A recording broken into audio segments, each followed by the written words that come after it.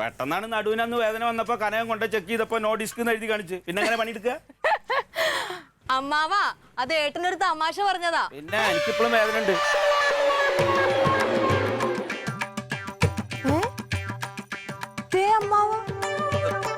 ഇതാരാ കിണറ്റിക്കൊണ്ട് പത്രം ഇട്ടത്? കനക ഇങ്ങോട്ട് വന്നേ.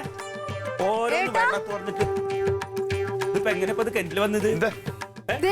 കിണറ്റിൽ പത്രം പത്രം കിണറ്റിലാ രാവിലെ തെരഞ്ഞ കാണുക. മൊത്തം നനഞ്ഞു പോയി. നനഞ്ഞു പോയേട്ടാ. മരുഭൂമിയിലല്ലോ കിണറ്റിലല്ലേ വേണം. അപ്പൊ തന്നെ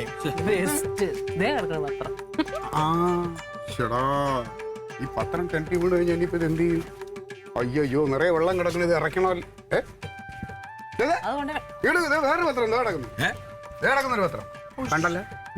മറ്റേ പത്രം ഇതെങ്ങനെ ഈ രണ്ട് പത്രം കിണറ്റിൽ ഒരുമിച്ച് വന്ന്?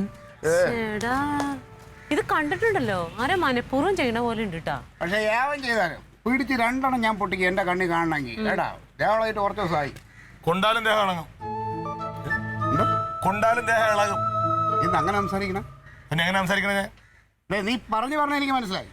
നീ പറയാ നീ അതായിട്ട് കുറയ്ക്കണ്ട. ഞാനാണ് ഈ പത്രം എടുത്ത് കിണറ്റ് ചെയ്യുന്നത് അല്ലേ? അതല്ലേ നീ പറയാ ഉദ്ദേശം? നീയാണ് പത്രം എടുത്ത് കിണറ്റ് ഇത്തല്ലെന്ന് ഞാൻ പറഞ്ഞില്ലല്ലോ.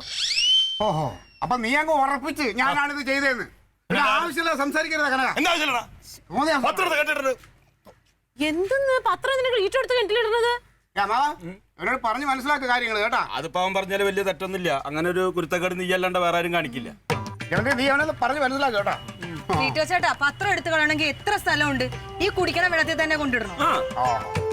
നീയായിട്ട് കുറയ്ക്കണ പറയടി. നീ കൂടെ എന്നെ പറയടി. പറയടി കനക, കാര്യമൊക്കെ ശരി തന്നെ.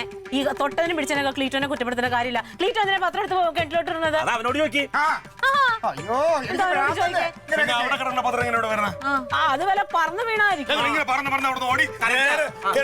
അതൊന്നല്ല, രണ്ട് പത്രം 2 ദിവസമായിട്ട് ഇങ്ങനെ വന്നു വീഴും. അമ്മാവനിപ്പോ എന്താ വേണ്ടത്? ക്ലീറ്റോനെ കുറെ കുറ്റപ്പെടുത്തണം, അത്രല്ലേ ഉള്ളൂ.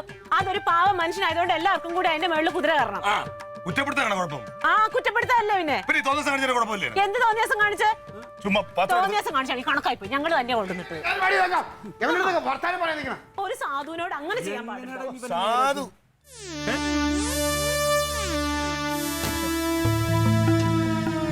ഇടയ്ക്ക് ഒന്നും രണ്ടൊക്കെ പറയുന്നല്ലാണ്ട് എമ്മാര് വൃത്തികേട് ആരെങ്കിലും കാണിക്കും.